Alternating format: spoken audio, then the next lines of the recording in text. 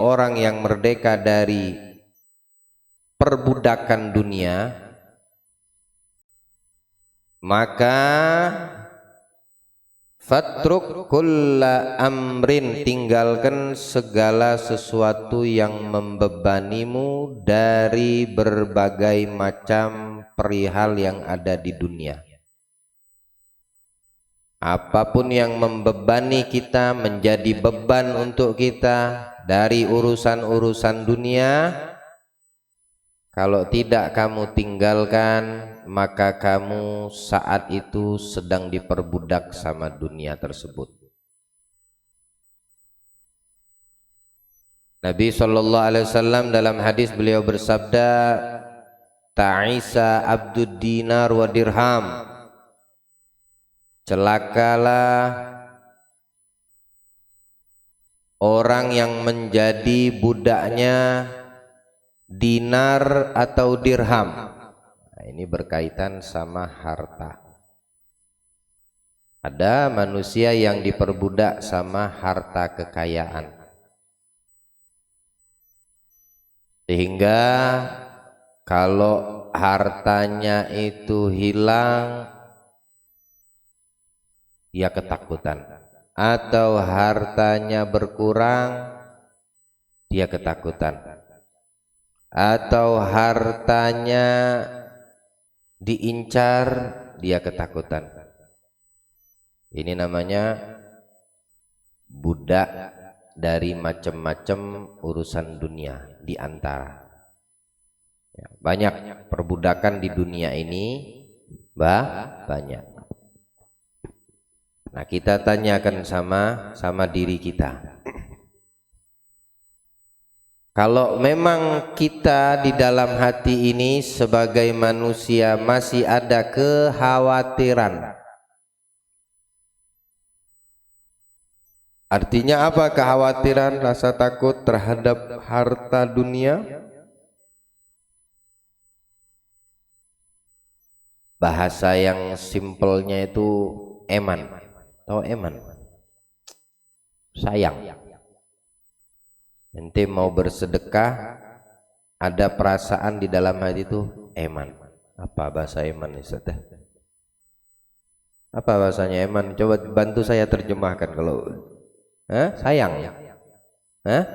Sayangnya bukan sayang seorang kekasih, sayang eman dikeluarkan. Perhitungan.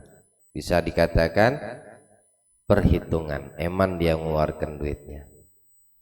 Ya. Kalau masukkan sedekah, infak di celengan masjid, merah sama abu-abu eman. Kalau sedekah infak di majelis, ngeluarkan duit yang besar, nominalnya eman. Kadang-kadang di masjid itu selesai Jumat buka celengan masjid yang berwarna merah biru itu hanya beberapa lembar, sisanya abu-abu semua. Duit 2.000, 2.000, 5.000, 2.000, 5.000, 10.000, 2.000, 5.000, 10.000. Yang paling banyak 2.000. Yang 100.000-nya 1, 2, 3 lembar. Yang 50.000-nya sedikit. Pokoknya nominalnya besar, sedikit. Yang abu-abu banyak. Nah, tapi menunjukkan bahwasannya yang nominal kecil itu lebih berkah. Kenapa? Lebih banyak masuk masjid, lebih banyak masuk ke uang sholawat majelis. Ya. Yang nominalnya gede tadi, masuknya kemana? Masuknya ke mall, masuknya ke pasar, masuknya ke toko, masuknya ke rumah makan. Ya. Nanti cukup 2.000 bawa ke rumah makan. Mau beli nasi rendang, kasih 2.000. Mana orang itu mau membungkuskan untukmu? 2.000 nasi rendang. Nasi rendang 20.000, 25.000, ya. Tapi kalau 2.000 ini masuk ke masjid, banyak. Artinya ini nominalnya jangan dilihat kecil besarnya, tapi dia paling berkah karena dia walaupun kecil nominalnya ini duit, ya, dia lebih banyak masuk ke tempat yang nanti di akhirat dilipat gandakan sama Allah. yang menjadi pahala yang terus mengalir bagi yang mensedekahkannya. Nah, ini kenapa kok bisa yang 2000 banyak di dalam masjid, kok 2000 banyak masuk ke celengan majelis? Itu tadi, di antara rasa eman tadi, rasa perhitungan, dan ini penyakit manusia. Maka kita kalau masih ada seperti itu di dalam benak kita, ketahuilah hamba tersebut masih belum merdeka. Dia masih menjadi budak, dia masih terkekang. Kenapa? Karena dia tidak melepaskannya dengan meninggalkan sesuatu yang diantaranya tadi eman, sayang, perhitungan. Hakadha.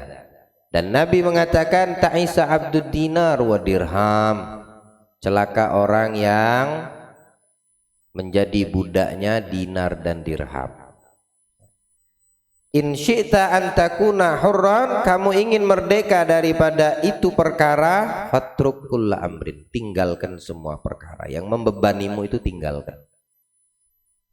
Jangan mengatur rencana, nanti kamu tidak diperhatikan sama Allah. Jangan terlalu banyak membuat rencana mengikuti akalmu, bukan imanmu, nanti kamu tidak diperhatikan sama Allah. Biarkan Allah yang mengatur bagaimana kamu sebagai hambanya, tapi jalani hidupmu apa adanya. Ikhtiar bagian daripada ketetapan Allah sebagaimana yang sudah kita lalui pelajarannya dari hikmah-hikmah yang sebelumnya. Ya, artinya ketetapan godok sudah ada, takdirnya bagaimana, ikhtiar bagian daripada takdir. Jalani dengan apa adanya. Ikhtiarmu tetap ada, tapi hatimu tetap tawakal. Jangan terlalu banyak berencana. Nanti Allah tidak mengatur hidupmu, karena kamu sudah ditetapkan oleh Allah begini, begini dan begitu. Tapi kamu punya rencana lain. Kamu punya rencana yang tidak sejalur dengan imanmu, tapi hanya ngikutin hawa nafsu. Berapa banyak orang-orang yang berharap, berencana, nak kamu nanti gini gini gini, misal nanti kamu sekolah di sono di sini. Dia merencanakan sesuatu yang di luar kemampuan si anak ini. Akhirnya apa jadi si anak ini? Dia tertekan, dia terbebanin dengan apa yang diharapkan oleh orang tuanya. Yang menjalani itu anakmu, bukan kamu. Yang punya keinginan untuk anakmu itu kamu, tapi Allah telah menentukan keinginan Allah untuk anakmu.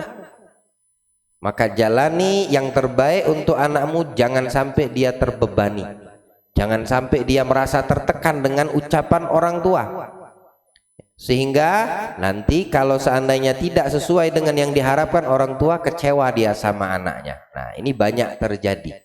Kenapa? Ini orang sudah berupaya melangkahi ketentuan yang sudah Allah tetapkan untuk setiap makhluknya. Siapa yang bisa mengira orang yang tadinya bandel preman tiba-tiba jadi seorang yang sangat dicintai sama Allah? Orang yang kejam bisa dicintai sama Allah. Siapa yang bisa mengira? Contoh Umar bin Al-Khattab. Umar sampai dia punya niat membunuh Nabi Muhammad, anaknya hidup-hidup dikubur. Kejam itu, kejam yang seperti itu. Tapi siapa yang tahu Allah menginginkan yang terbaik untuk sosok Umar bin Khattab. Bahkan beliau dikuburkan di samping Nabi Muhammad sallallahu alaihi wasallam. Ya, rencananya Allah. Tidak ada yang bisa lebih hebat dan lebih bagus daripada rencana Allah. Berserah kepada Allah, jalani hidup apa adanya, jangan menjadi budaknya dinar dan dirham. Gara-gara dinar, gara-gara dirham, gara-gara harta, kadang-kadang orang merencanakan sesuatu yang bisa membahayakan baik dirinya, keluarganya atau orang lain. Gara-gara jadi budaknya harta, dia berbohong, Gara-gara menjadi budaknya harta, dia berani menghilangkan nyawa orang lain. Dia berani memfitnah. Ini budak. Kenapa? Ya ada rasa perhitungan. Dia masih diperbudak sama dinar dan dirhamnya. Dan itu tidak akan pernah kamu menjadi merdeka selama itu rasa ada di dalam hatimu. Selama engkau tidak kembali kepada Allah dengan seutuhnya, ya, tidak kembali dengan seutuhnya, maka selama itu juga kita akan menjadi budak daripada harta kekayaan. Kalau Allah beri lebih, alhamdulillah. Tapi untuk mendapatkan kelebihan dengan sesuatu atau menggunakan cara yang tidak diridhai Allah juga berkaitan dengan hikmah yang sebelumnya. Berkaitan dengan hikmah yang sebelumnya. Sehingga dalam upaya mendapatkan ini harta kekayaan, dia mencari ridho orang tersebut, partnernya, tapi membuat murka Allah. Memurka Allah. Nah ini tidak bagus untuknya, tidak baik, menunjukkan dia belum merdeka. Jadi bilang Nabi, ta'isa abdud dinar wa dirham wa ta'isa abdul mar'ah. Merugi celaka, kata Nabi, orang yang menjadi budaknya perempuan, menjadi budaknya istri. Sayang sama istri, cinta bilang sama istri, itu bagus. Tapi sayang kita kepada istri kita, cinta kita kepada istri kita adalah dengan cara membimbingnya, menggiringnya agar dekat kepada Allah. Itu baru sayang sama istri. Sayang sama anak, dimanjakan, ya enggak. Tapi ajarkan anakmu akhlak, ajarkan anakmu adab, kenalkan anak dan istrimu siapa Tuhannya, siapa nabinya. Itu sayang dengan istri dan anak. Itu namanya cinta dengan istri dan anak. Kalau semua keinginan istri dan anak diikutin, dimanjain, apa yang bukan dinamakan cinta, itu namanya menjerumuskan mereka. Menjerumuskan kemana? Menjerumuskan mereka ke jurang neraka, berikut engkau diseret oleh mereka, anak dan istrimu. Ya, ini orang yang menjadi budak perempuan. Tidak ada fitnah yang lebih besar setelah aku tinggalkan umatku, kata Nabi, seperti fitnahnya perempuan. Makin bahayanya perempuan. Makanya Islam mengajarkan untuk perempuan itu yang paling afdol di dalam rumah, di dalam kamar lagi. Udah dalam rumah, dalam kamar. Kenapa? Karena ketika perempuan itu keluar, maka dia langsung dihias oleh syaitan, sehingga yang memandangnya dari orang-orang di luar sana, yang tadinya tidak bagus jadi bagus semua. Ini di mata laki-laki yang memandangnya. Jadi di depan pintu rumah itu sudah standby anak cucu syaitan untuk menunggu siapa? Perempuan keluar dari rumahnya. Ada yang standby di depan pintu, ada yang membujuk di dalam rumah. Berarti nggak boleh keluar. Bukan tidak boleh keluar, silakan keluar jika itu memang mengharuskan kamu keluar. Namun ketika keluar itu Islam mengajarkan adabnya, etikanya, ya, tidak boleh berdandan, tidak boleh membuka aurat. Nah kalau cinta kepada istri dibiarkan hal seperti itu terjadi, itu bukan cinta namanya. Kamu menikahi seorang wanita hanya berlandaskan nafsu belaka, hanya untuk memuaskan dirimu saja akan kecantikannya, ya. Takut sama istrinya, kalau seandainya tidak ini dan tidak itu, dia tahu seorang istrinya itu memiliki karakter yang keras, kalau tidak dikasih wajuk lah bahasanya, marah atau bagaimana. Kamu sebagai seorang imam harus bijak di dalam menyikapi ini. Kalau seandainya dia merajuk, namun kalau seandainya dia tidak merajuk, tidak marah, kau ikuti kemauan, tapi membuat murka Allah, seperti dia keluar dari ketaatannya gara-gara cuma pengen mengikuti apa kemauannya, lalu seorang suami mengikutinya keinginan istri tersebut. Nah, mengikuti keinginan istri tersebut, Allah murka sama dia dengan adanya di situ pelanggaran perintah Allah.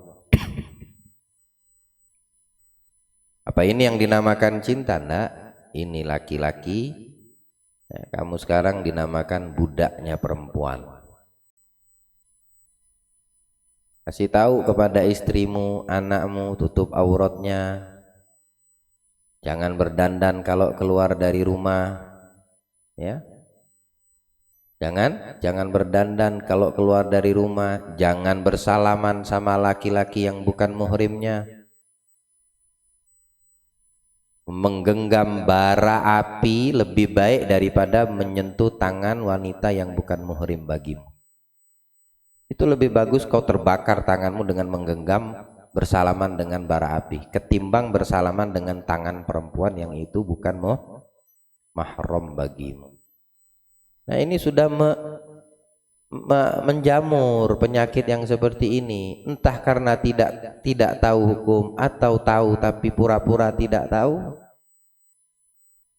wa illa memang di dalam hatinya tidak ada rasa takut kepada Allah, sehingga dia menjadi budak dunia dengan berbagai macam alasan. Ndak enak lah nanti dibilang sok suci, dibilang alimah, alim dan lain sebagainya kalau tidak bersalaman. Jangan kita seperti itu, hati-hati kita. Nanti kita menyesal, sesalan yang tidak ada manfaat dan berguna sama sekali di hari penyesalan. Kalau mau menyesali saat ini, kalau ingin kembali ya saat ini masih hidup. Kalau ingin bertobat memperbaiki diri ya mumpung masih waktunya. Artinya Allah masih beri kesempatan. Ya. Kalau tidak seperti kau akan selamanya sampai mati seumur hidupmu menjadi budak daripada ini tadi. Ya.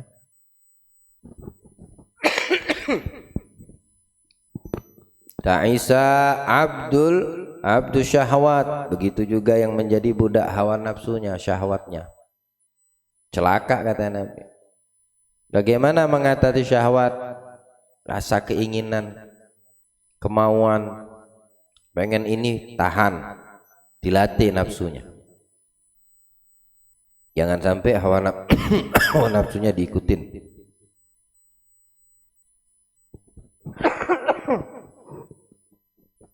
Hawa nafsunya jangan sampai memperbudaknya. Karena dengan itu akan terbiasa nafsu tadi. Lama-lama nanti nafsunya baru meningkat menjadi yang baik. Ya.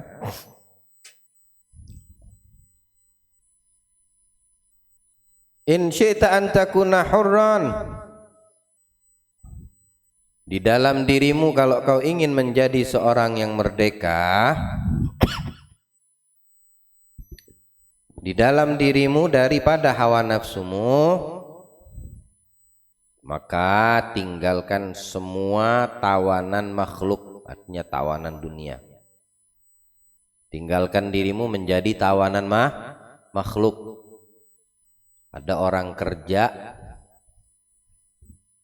seperti tawanan. Ya. Kita ini kerja. Sekolah tinggi-tinggi tetap aja masih jadi anak buah orang. Sekolah tinggi-tinggi jadi anak buah. Bosnya siapa? Orang Nasrani, orang Yahudi. Masya Allah. Sekolah titel tinggi-tinggi sampai keluar negeri, ujung-ujungnya kerja di satu perusahaan yang punya non muslim. Ada lagi orang yang kerja karyawan muslim muslimah, menjelang Natal disuruh pakai apa itu? Topi Natal. pakaian Natal,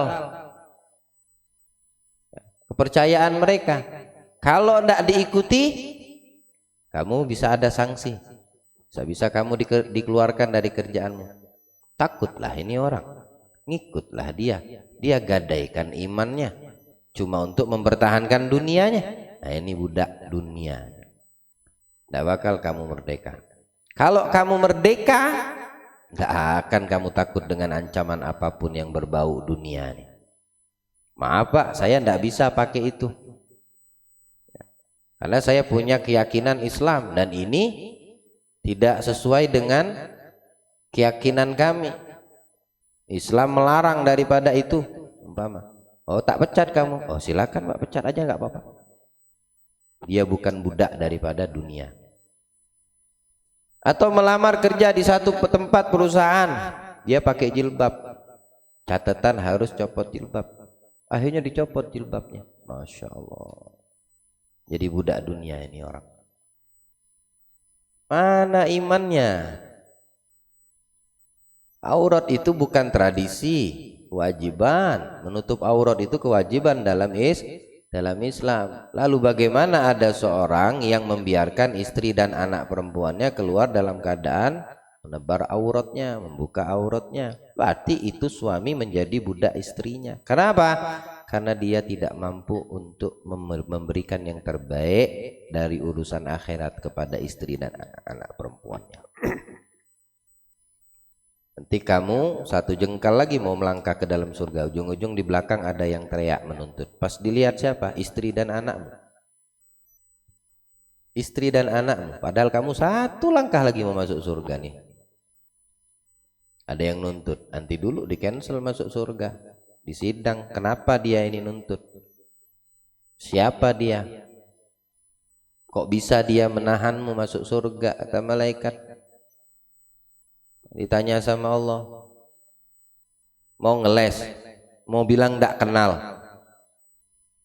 Ya. Dia istriku ya Allah, dia anakku. Kenapa dia nuntut? Enak betul dia mau masuk surga, kami tidak. Sebabnya apa? Ya dia waktu hidup rajin ke masjid, rajin ke majelis, dekat sama ulama, tapi tidak pernah mengenalkan kami siapa engkau ya Allah, siapa Nabi kami Muhammad. Wala pernah mengenalkan kami cara sholat, wala pernah menegur kami saat membuka aurat. Dia cuek acuh. Tapi dia beribadah untuk dirinya sendiri. Lah kami ini apa? Bukankah kami di dalam tanggung jawab suami, anak-anak di dalam tanggung jawab suami. Yang suami hanya sibuk dengan urusan di dunianya di luar sana, sibuk numpuk dan nimbun harta kekayaan, tapi istri dan anak diabaikan. Yang ditimbun, yang ditumpuk gak dibawa mati, yang masih hidup menuntut dia nanti yaumul qiyamah. Semisal ini kita mau ditipu dengan. Nah, kalau orang yang pintar dia akan menjadi hur, merdeka. Dia tidak butuh kepada siapapun kecuali Allah Subhanahu wa taala. Ketika ada sesuatu yang memberatkan pada kita dari urusan dunia, maka cepat-cepat dilepaskan. Apapun yang membebani kita, segala sesuatu, maka tinggalkan itu. Kalau urusan dunia. Tapi kalau untuk urusan akhirat, jangan dikatakan itu beban, tapi katakan itu kenikmatan. Ya, sholat bukan beban, baca Quran nggak ada beban sama sekali, hadir majelis nggak ada beban sama sekali, bersedekah infak nggak ada beban sama sekali. Kalau untuk perkara akhirat, silaturahim, birrul walidain, mana letak beban yang ada, yang menjadi itu terbebani karena kita masih mendengarkan hawa nafsu kita, belum mampu melatihnya. Nafsu kan seperti yang sudah kita pernah uraikan, tidak bisa mati, tapi hawa nafsu perlu dilatih. Tidak ada manusia yang bisa mematikan hawa nafsu kecuali dirinya pun ikut mati. Mati itu orang, gak ada lagi nafsu dan keinginan. Tapi selagi dia masih hidup, tidak ada manusia yang bisa mematikan hawa nafsunya, membunuh hawa nafsunya, tidak bisa. Karena itu sudah sunnatullah, pada diri manusia ada keinginan dan hawa nafsu. Tapi dengan seiring adanya akal yang dianugerahkan oleh Allah, maka kita sebagai orang yang beriman harus pinter mengendalikan nafsu, bukan mengikutinya, sehingga kita menjadi budak hawa nafsu kita. Akal ini yang berfungsi untuk menekan dan mengekang hawa, dilatih nafsu, dilatih. Jangan sampai kita jadi budaknya juga. Bila kita tetap akan menjadi budak dan tidak akan kenal yang namanya merdeka. Anda merdeka kalau seandainya kita masih ada kaitan dengan ini, masih terbebani dengan urusan dunia. Nah, orang-orang ahli raja yang sesungguhnya, hakikat raja itu bukan yang kita lihat bagaimana siapa pemimpin satu negara, raja satu negara, satu wilayah. Nah, mana semuanya mati kok. Fir'aun raja mati. Ada. Merasa punya dunia, bahkan ada yang ngaku jadi Tuhan. Ujung-ujungnya mati. Nah, itu udah jadi pelajaran hikmah untuk kita sebetulnya. Tidak ada mau dia pejabat kah atau bagaimana, tetap dia bakal suatu saat, kalau dia tidak memerdekakan dirinya siapapun itu, dia tetap akan menjadi budak. Berkata Ibrahim bin Adham, al-hurru man kharaja 'anid dunya qabla ay yakhruja minha. Orang yang merdeka, siapa itu orang yang merdeka? Adalah orang yang keluar dari dunia sebelum dia keluar meninggalkan dunia. Sebelum mati meninggalkan dunia, keluar yang kedua ini adalah meninggal, mati. Keluar yang pertama adalah merdeka, membebaskan dirinya dari urusan dunia, sehingga tidak ada dari perkara dunia itu menjadi beban baginya sebelum dia meninggalkan dunia dengan kematian dirinya. Itu orang yang merdeka. Tapi kalau masih ada beban dari urusan dunianya, nah dia kembali kepada Allah, sibuk memikirkan bagaimana nanti setelah aku mati, ya kepanjangan, terlalu jauh mikirnya. Nanti kalau aku mati gimana istri dan anak aku, gimana usaha investasi. Inti masih jadi budaknya nafsu, budaknya hawa duniamu. Bagaimana kamu mau merdeka? Di dunia aja kamu terkekang, kamu sudah menjadi budak. Orang yang terlalu banyak berencana, padahal sesuatu itu masih panjang, masih lama, entah kapan terjadi, tahu atau tidak dia hidup masih atau sudah mati. Saat itu dia sekarang sudah jadi budak. Bagaimana mau dikatakan merdeka? Terlalu jauh merencanakan sesuatu. Apa tidak boleh? Boleh, silakan. Tapi jangan sampai apa yang kamu rencanakan, apa yang telah kamu wacanakan itu menjadi beban pada dirimu, sehingga kamu mengabaikan daripada kewajiban yang mesti kamu kerjakan, daripada statusmu seorang hamba Allah. Orang kalau sudah berencana, kita sudah berencana untuk masa depan anak kita, misal anakku harus nanti sekolahnya di sini, anakku harus kuliah di sini, anakku harus ngambil titel ini di sini, anakku. Nah itu semua kan rencana. Oke, silakan. Apakah itu tidak mempengaruhi dari rencana dan wacanamu itu keperluan? Perlu dong. Sekolah ini biayanya sekian. Kalau dia kuliah nanti ongkosnya sekian, nyewa ininya sekian, belum lagi biaya hidupnya sekian. Semua itu ada rencana, tapi kamu belum ada apa-apa ini. Wah, rencanamu sudah terlalu jauh. Yang kau rencanakan ini semuanya dunia. Semuanya dunia urusannya. Nanti harus jadi dokter, harus jadi insinyur, harus jadi ini, harus jadi itu. Masya Allah. Semua rencananya itu berkaitan dengan dunia. Mana akhiratnya? Di mana sisi akhiratnya? Tapi kalau kita betul-betul merencanakan urusan akhirat, dunia itu akan ngikut aja.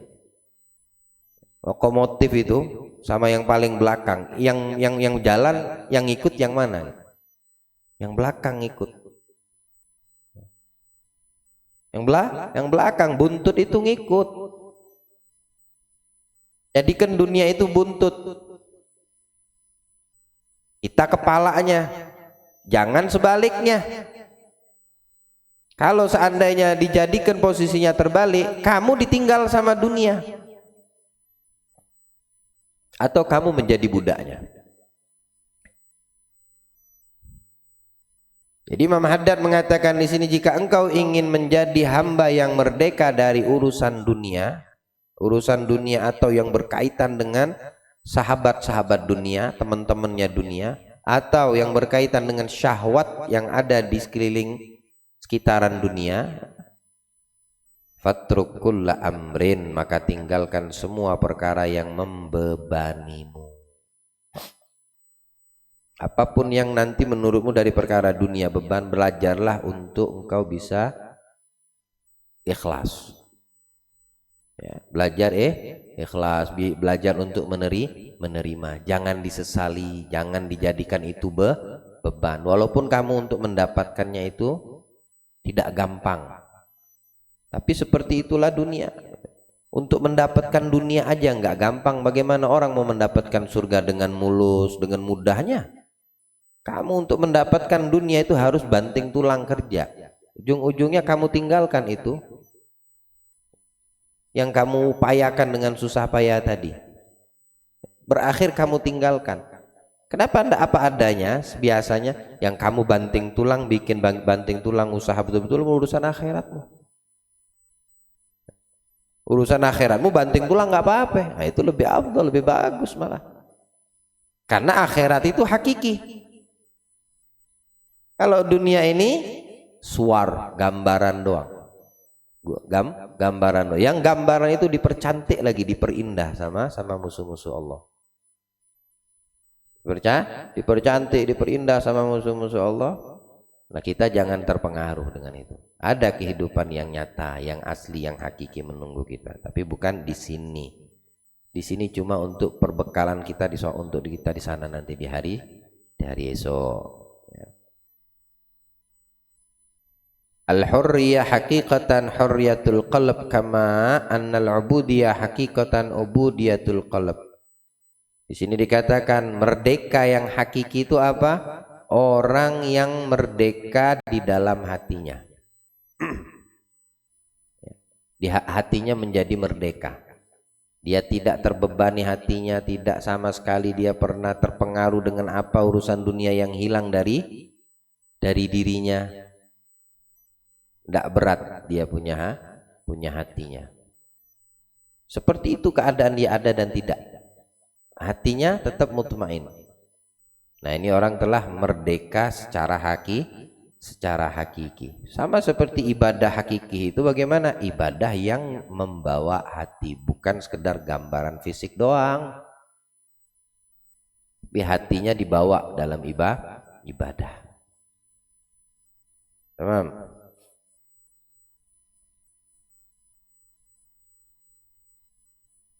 In lam tatrukhu ikhtiyaran, lalu beliau melanjutkan, in syi'ta an takuna hurran fatrukul amrin, jika engkau ingin menjadi seorang yang merdeka dan bebas, maka tinggalkan segala sesuatu yang membebanimu. In lam tatrukhu, kalau kamu tidak meninggalkan itu beban, artinya kalau kamu masih mau diperbudak sama duniamu, dari urusan dunia dan apa yang ada di sekitarnya, sehingga kamu tidak melepaskan itu ikhtiaran secara sukarela, artinya memang dari pilihanmu. Orang mengundurkan diri lebih mulia daripada yang dipecat. Ya, kalau dipecat tak bagus namanya, tak enak juga dengarnya. Walaupun bisa diubah kalimatnya, diistirahatkan dengan terhormat. Artinya dipecat lah, tetap aja dipecat. Mungkin terlalu kasar tuh, orang dipecat dari kantornya, dari pekerjaannya, kan tidak enak. Lebih baik kamu mengundurkan diri, itu lebih mulia, lebih bagus. Namamu, bahasanya tetap indah didengar, mengundurkan diri. Tapi kalau sudah kalimatnya dipecat, ya tidak enak. Itu namanya mengundurkan diri, tapi dengan dipaksa. Ya.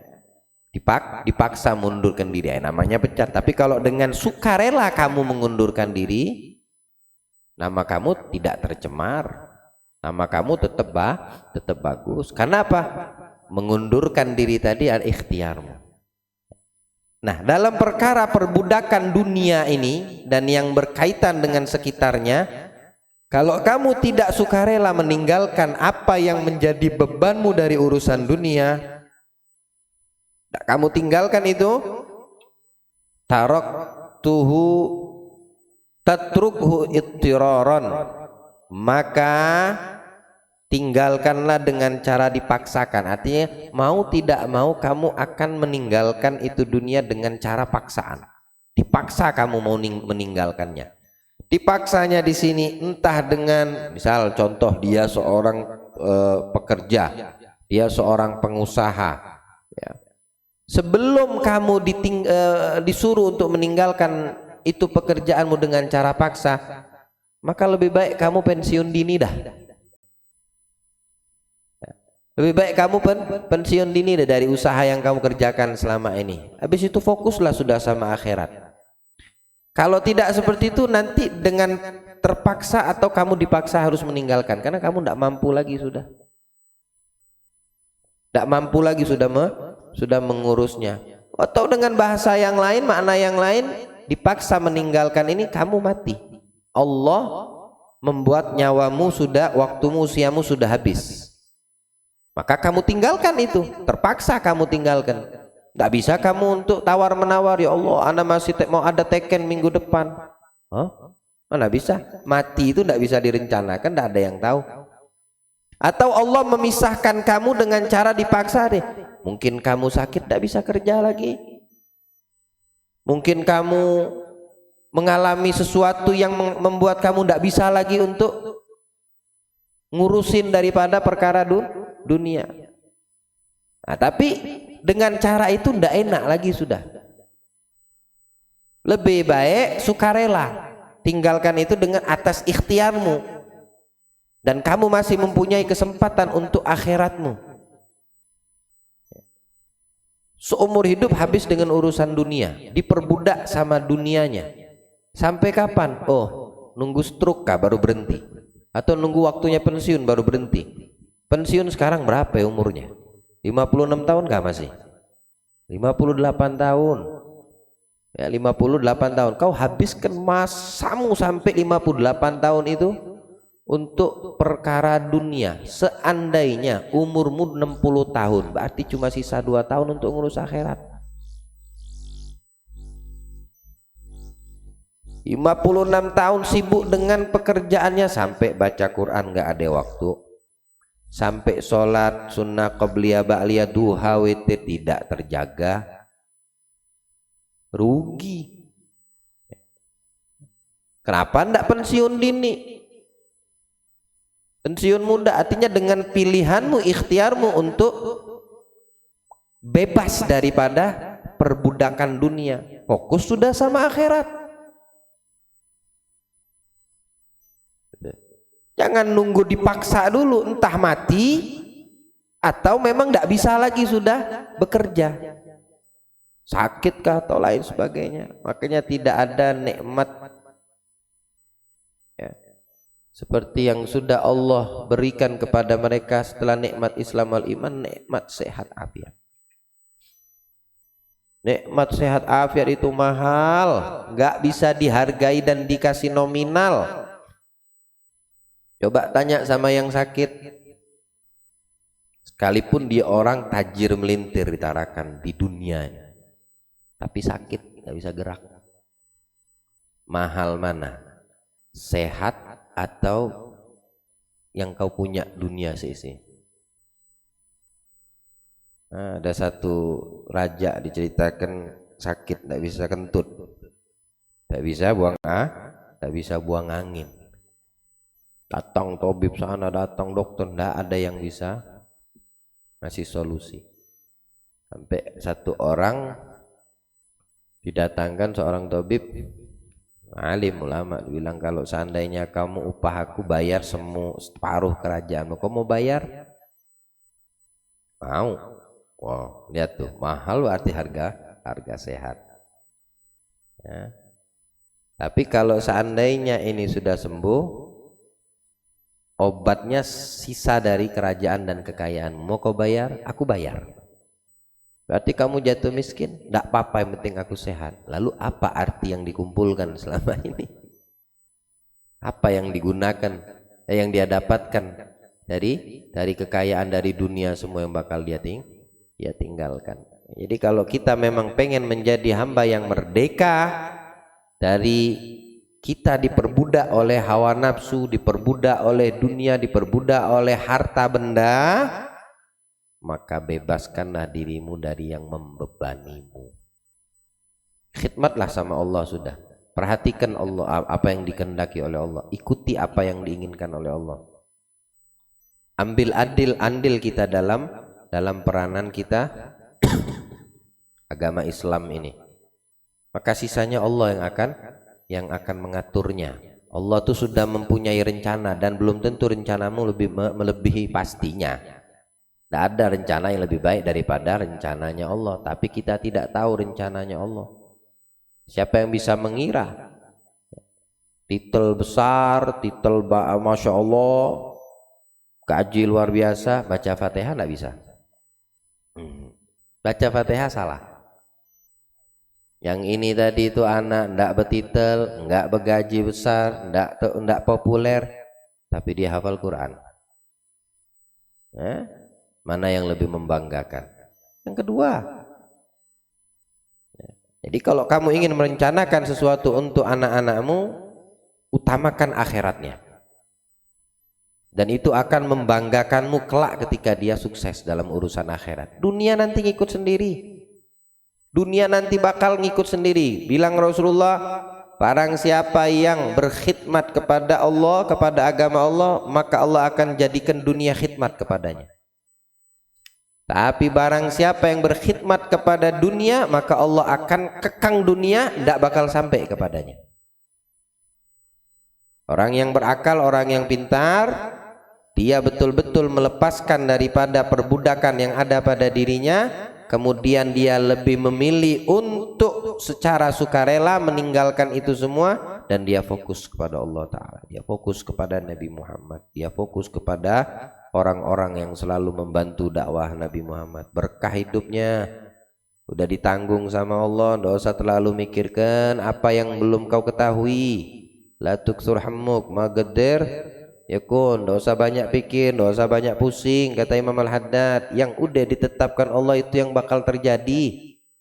Walau kamu berupaya untuk menolak, tidak bisa. La tuksur hammuk magadir yakun. Semua itu sudah bakal terjadi kalau memang sudah di dalam ketetapan Allah. Hammuk wahtimamuk da'huma warok, keinginanmu, ambisimu itu lempar ke belakang semua. Semua yang kau upayakan itu tidak akan kau dapat kecuali sudah ditentukan takarannya sudah sama Allah semua. Untuk apa kita capek mikirin? Ikhtiar ya silakan ikhtiar. Tapi kalau ambisi serakah, parah.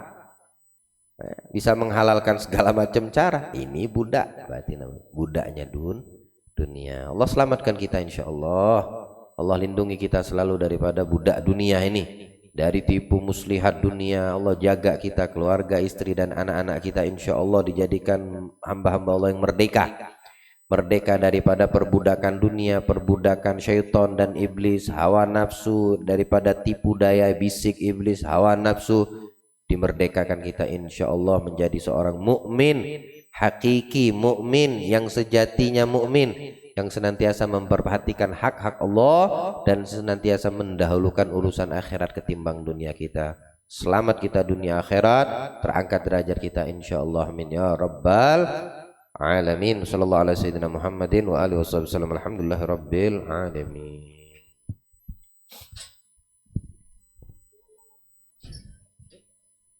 Al-Fatihah biniyati Syifa Muhammad Andrian Sabin Abdul Hamid.